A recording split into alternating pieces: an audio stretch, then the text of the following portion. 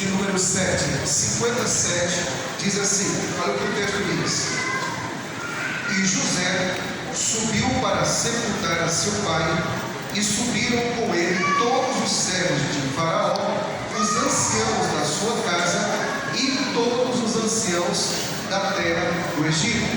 Então perceba que a Bíblia, ela faz a primeira referência em Gênesis 50 ao ancianato aqui. E é importante dizer que em algumas versões aparece a palavra principais, que eram líderes.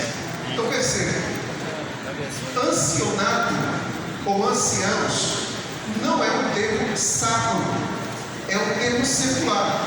Então havia anciãos no Egito, como também havia anciãos em Israel.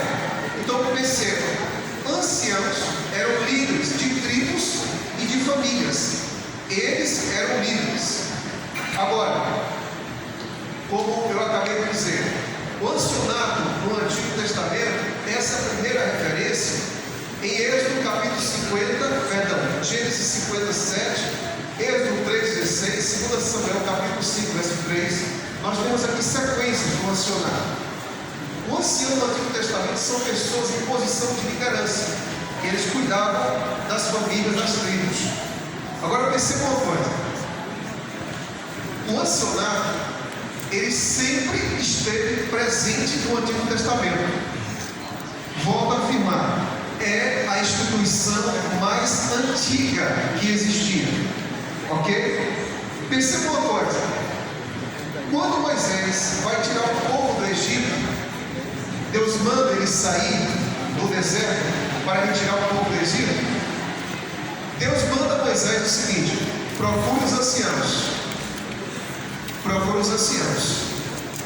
Davi, ele é ungido 3 vezes. Em uma dessas funções, os anciãos eles estão fazendo essa função de Davi. Quando você vai para a monarquia, os anciãos estão presentes. Quando você vai para a época dos juízes, os anciãos estão presentes. Quando você vai para a época dos profetas maiores, menores, cativeiro assírio, cativeiro babilônico, cativeiro egípcio, os anciãos estavam presentes. Então percebam que eles têm assim uma influência bem interessante. Ellen G. White diz no capítulo 11, versículos 16 e 17 do livro de Números, que havia esse grupo de anciãos, e entre esse grupo existiam aqueles que foram chamados para trabalhar com Moisés. Disse o Senhor a Moisés: ajunta-me 70 homens dos anciãos, ou seja, que já existiam, que sabem ser anciãos e superintendentes do povo, e os trarás perante a tenda da congregação para que assistam ali contigo. Então descerei e ali falarei contigo, tirarei o espírito que está aí sobre ti e o porei sobre eles, e contigo levarão a carga do povo para que não leves tu somente. Existem 2 princípios aqui, ou 3 princípios, que nós podemos enxergar só nesse texto: a relação pastor e ancião. Primeiro princípio é que o pastor não deve trabalhar só. A sua liderança precisa ser compartilhada, assim como Moisés trabalhou de forma compartilhada com os 70 anciãos. Segunda, aqui diz que tirarei do espírito que está sobre quem? Sobre Moisés, e darei a quem? Aos anciãos. O que significa? Significa dizer o seguinte: a igreja não deve esperar vida consagrada só do pastor. A igreja deve esperar a vida consagrada também do ancianato. Você que é ancião, você que é ancião, a vida consagrada não deve ser um mérito ou uma exclusividade do pastor. Deve ser algo seu, uma experiência viva sua. Terceiro princípio do texto diz assim: e levarão a carga do povo. A gente sabe que a carga, quando você compartilha essa carga, a gente tem 2 coisas. Nós temos privilégios de termos uma liderança, que é a primeira parte do texto, compartilhada, mas também nós temos os desafios, que são as cargas. Não deixe que o seu pastor carregue todas as cargas sozinho. As cargas precisam ser compartilhadas. Está claro isso para vocês, igreja? Está claro isso para vocês? Sim. Liderança descentralizada, liderança consagrada e liderança responsável, que é o que esse texto está apresentando aqui para a gente agora. Ellen G. White diz, comentando esse texto, ela diz assim: ao escolher 70 anciãos para com eles repartir as responsabilidades da liderança, Moisés foi cuidadoso em selecionar para seus auxiliares homens que possuíam 3 características. Notem vocês que para ser líder da igreja também tem que ter características. Vejam vocês, a primeira é dignidade. O que é essa dignidade? É que não existe nenhum indicador em sua vida que impeça para ocupar essa função. Segunda coisa, uma pessoa com são juízo. O que é que significa? Equilíbrio. Se você quer desequilibrar a igreja, coloque um ancião para ser uma pessoa que lidera o povo, mas que seja desequilibrada. Amigos queridos, nós temos que ter uma liderança equilibrada. Porque se você não tiver uma liderança equilibrada, você espelha as pessoas, você expulsa as pessoas e não agrega as pessoas. E aqui permita fazer um comentário. Se você quer conquistar os membros da sua igreja que você lidera, não se preocupe em primeiro lugar com o que é certo ou o que é errado. Não, pastor, não. Pastor, o que é isso? Mas a gente tem que se preocupar, tem. Mas não se preocupe em primeiro dizer isso é certo ou isso é errado. A primeira função de um líder, sabe qual é? Conquiste a confiança das pessoas.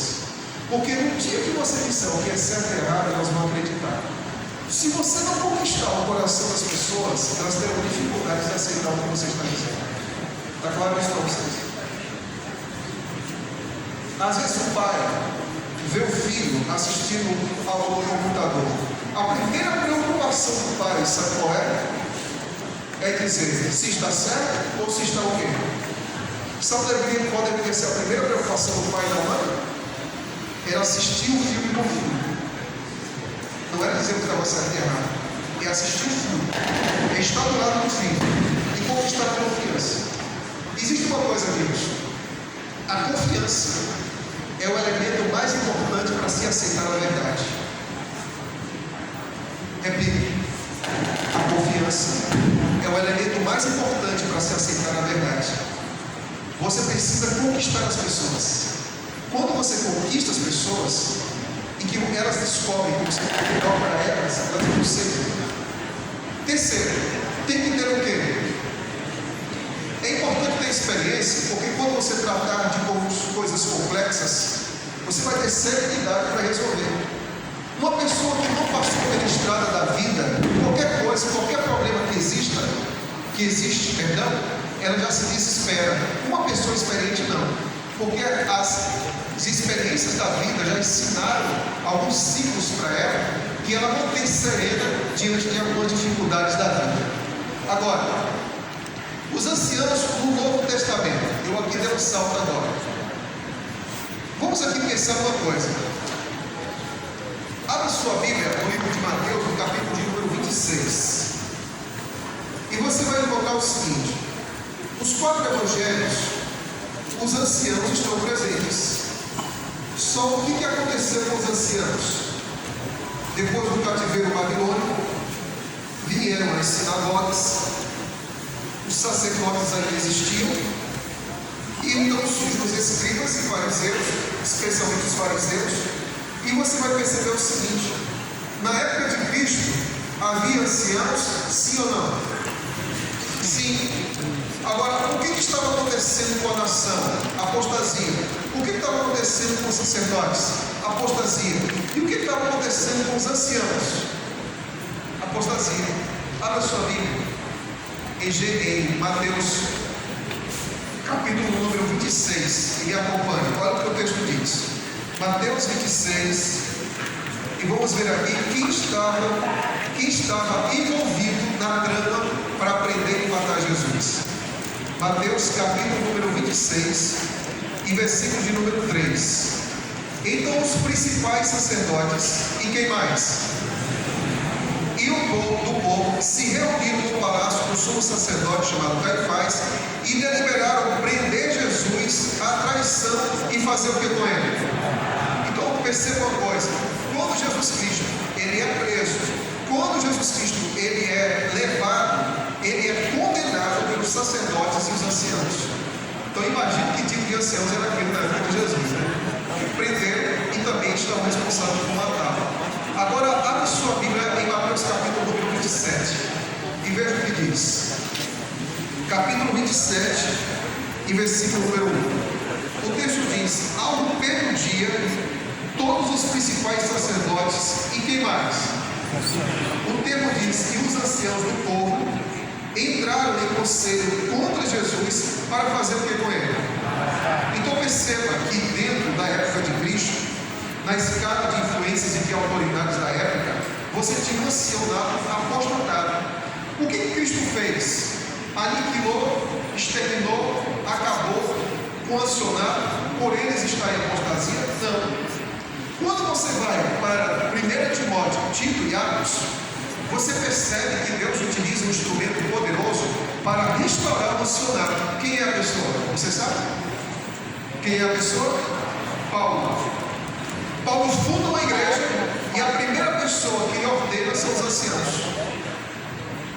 Ou seja, o ancianato ele tem uma liderança embrionária fundamental nas igrejas.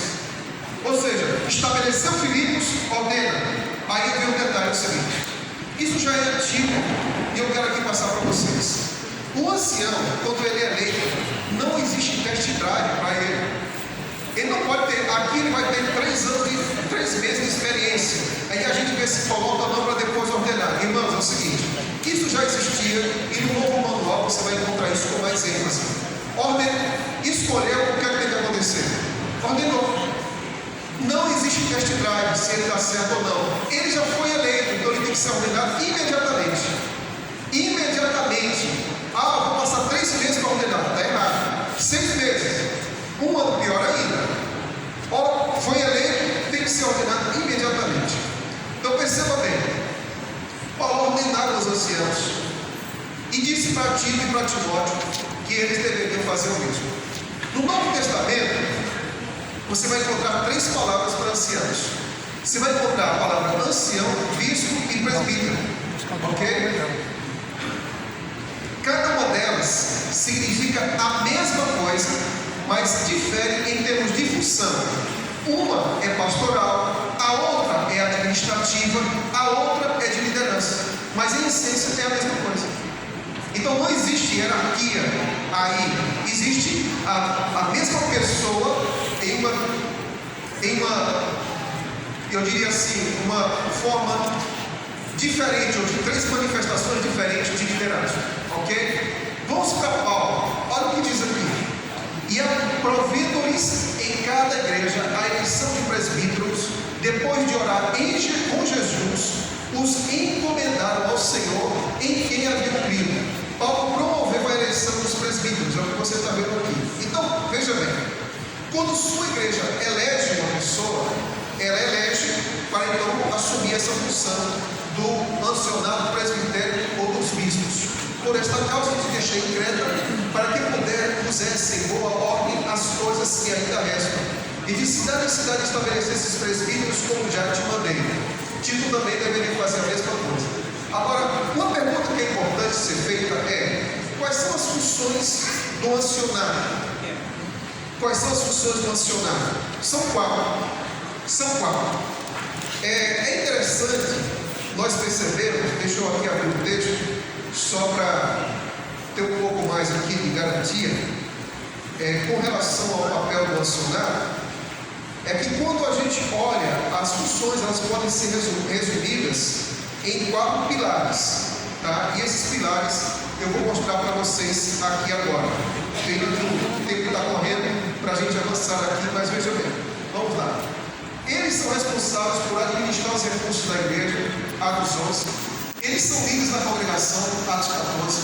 Participam da tomada de decisão, Atos 15. E são representantes das congregações em Atos capítulo número 20.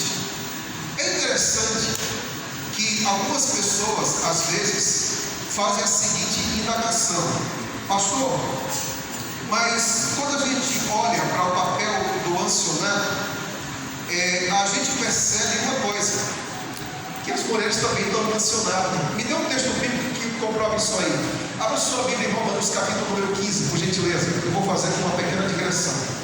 Romanos capítulo número 15. E no versículo de número 1, você vai ver o seguinte. Aliás, Romanos capítulo 16, versículo número 1 diz assim: recomendo-lhes a nossa irmã quem? Quem é a irmã? Agora veja o seguinte, que ela está servindo na igreja de quem? Espera aí. Quem é que tomava conta da igreja da Secreta?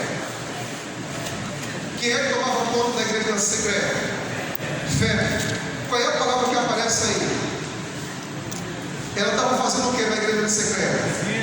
Você sabe qual é a palavra? O que significa essa palavra servindo? Ministrando. É a mesma palavra que Paulo utiliza quando ele foi apóstolo. Ou seja, Paulo está dizendo que Febe era uma ministra que estava cuidando ali da igreja da Secreta. No caso, ela era uma anciã da igreja local. Está claro isso para vocês? Está claro isso para vocês? Cuidando da igreja da Secreta, como anciã da igreja local. Agora perceba aqui uma coisa. Vamos avançar. Na história do Adventismo, somos anciãos. Como é que a gente destaca o acionado do Adventismo? Nós vamos ver aqui algumas coisas interessantes. Tem brinde ainda, pastor? Os brindes acabaram. Acabaram os brindes. Eu ia fazer pergunta para eles aqui agora. Você vai agora fazer o seguinte: pede caneta e papel para vocês anotarem, tá bom? Vou dividir a história do acionado em 3 períodos em 12 minutos. Primeiro período é o período da formação, que começa no desapontamento, 1844, e vai até o ano 1800 ou seja, 44 anos de desapontamento até 1863, que é o ano que a igreja então é organizada. Está claro isso para vocês? Agora, veja que coisa interessante sobre o acionado. Joseph Bates diz que há 2 tipos de líderes principais: os que viajam e os que tinham cuidado com a igreja local. Guardem isso, tá? 1844, 1863, 2 tipos de anciãos: um que fica e outro que sai. Avançando mais um pouco, nós vamos aqui para Loughborough e Cornwall. Eles chegaram à conclusão que deveria ter eleição e ordenação dos anciãos. Quando eles falam isso em 61, é importante dizer que em 1854 a igreja já fazia a ordenação de ancianato, de diaconato, tá bom? Em 54.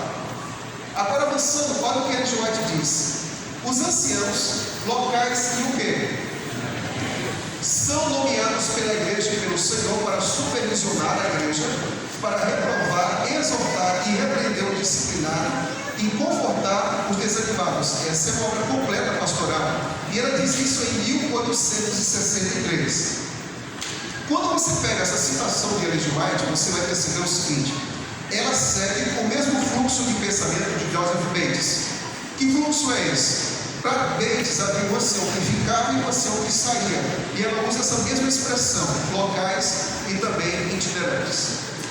Vamos para a segunda parte agora. Vamos lembrar da primeira. Quando foi que a igreja começou a ter o período de formação do ancianato? Começa que ano? 1800 e aí vai então até que ano? Está claro isso para vocês? Deveria existir 2 tipos de anciãos: um que seria o quê? Local, e outro que deveria ser o quê? Itinerante. Quem foi que disse isso pela primeira vez?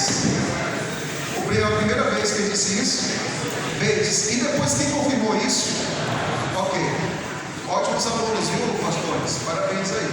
Segundo período, vamos então do ano de 1863 até o ano de 1901, que é o ano da reorganização dessa igreja.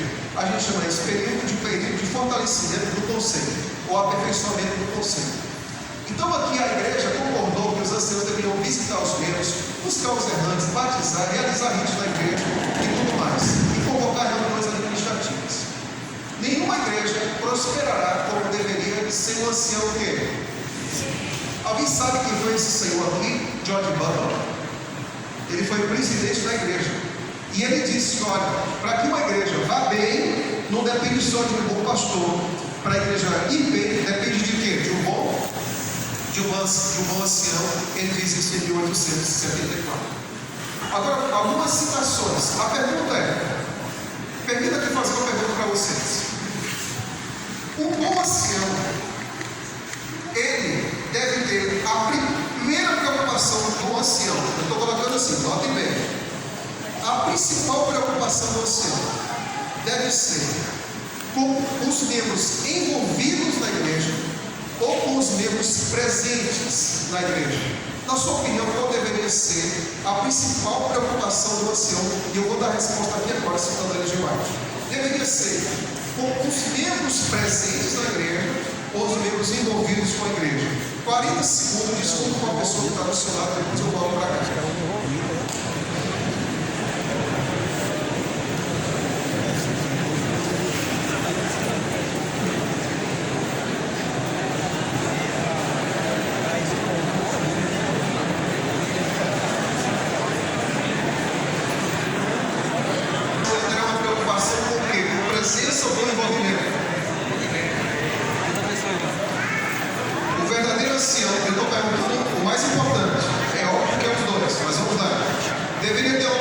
Mais com gente envolvida ou com gente presente? É muito bonito ver a harmonia de vocês, como vocês estão vivos aqui nessa tarde. Presentes ou envolvidos?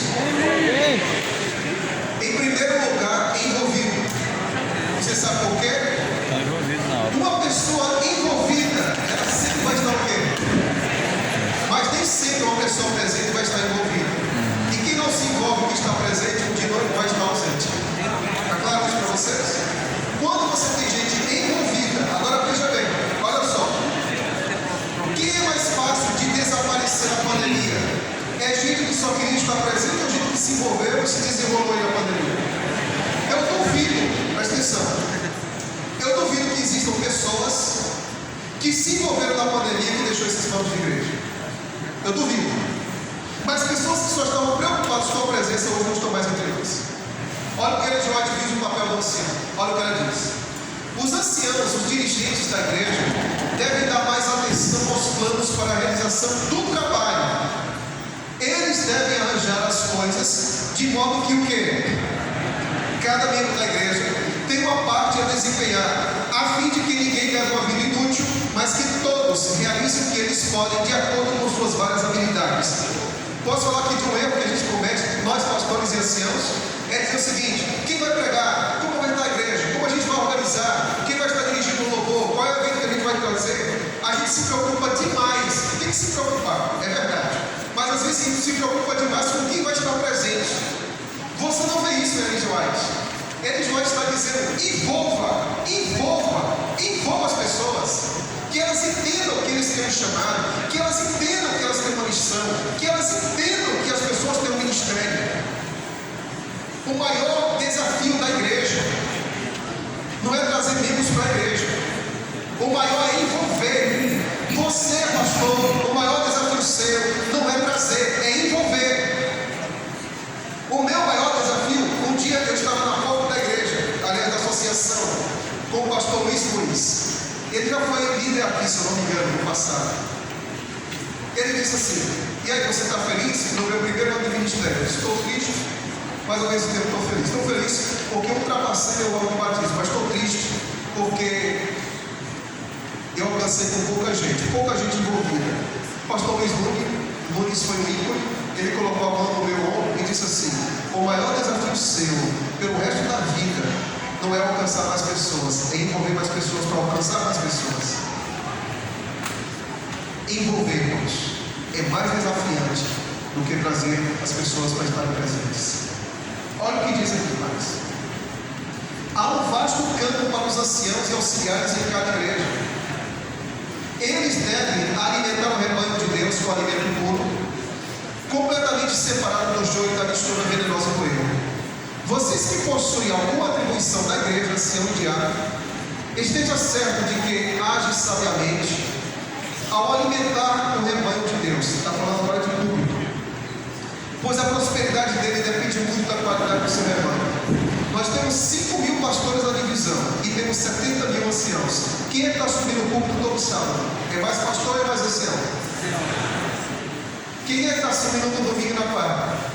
Então vocês têm que ser mais preparados, porque vocês pregam. Vocês estão na lição da escola sabatina, vocês estão liderando. Então isso quer dizer que o esforço nosso para o seu preparo deveria ser maior. Olha o que ele já também diz: anciãos e quem mais? Diáconos. Posso abrir aqui um coração para vocês? Nós temos erros, alguns erros. Você sabe como é que a gente está fazendo hoje na igreja? Nós estamos preocupados com o horário 9 da igreja, que é sábado de manhã. Aí às vezes o diabo está ali, abrindo a porta, fechando a porta, e está preocupado com as salvas e tudo mais. Ele está preocupado com esses 4 cantos aqui.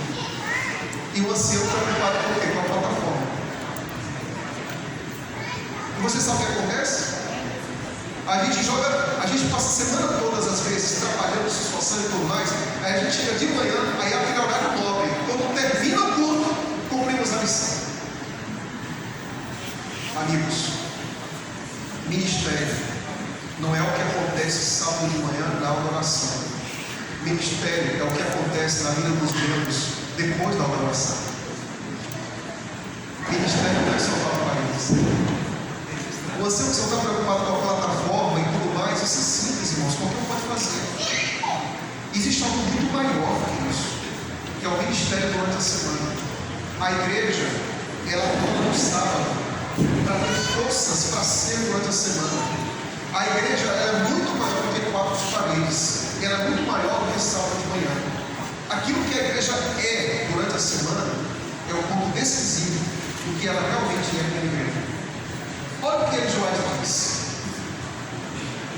anciãos e diáconos deveriam planejar com sabedoria e fazer o quê? Peraí, quem é que deve educar os membros? Quem é que deveria educar os membros além do pastor, de acordo com o que ela está dizendo? Anciãos e diáconos. Aí a pergunta é: por que anciãos e diáconos e pastores deveriam educar? Simples. Esses são os únicos na igreja que recebem o quê? Imposição de mãos. E aqui, uma pessoa não pode receber uma imposição de mãos só para pagar e acender isso. Uma pessoa deve receber imposição de mãos para abrir e fechar a igreja. Uma pessoa não deve receber imposição de mãos apenas para apresentar a plataforma ou recolher dízimos e ofertas. Tudo isso é nobre, mas a imposição de mãos ela é muito maior do que isso. Você acredita nisso? Ela é muito maior. É por isso que ela está dizendo que deve educar a igreja. Eu concluo aqui, indo para o último período. Qual é o último período? Até quando?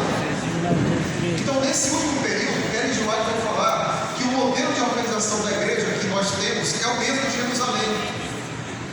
Ela também vai dizer que os anciãos e diáconos devem estar sempre alerta para que planos, olha que parte interessante aqui, para que planos possam ser feitos para cada membro. O foco não é o que acontece aqui, é o que acontece com os bancos, é o preparo de gente. O que ele diz?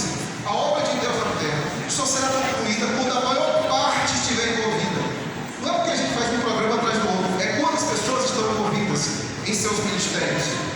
E aqui ela diz: aqueles que têm a supervisão espiritual da igreja devem encontrar formas, meios, ou seja, qual é o papel de uma comissão?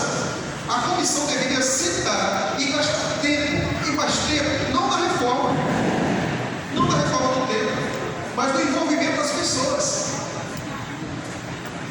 A gente deveria chegar no final de cada mês e olhar na agenda da comissão.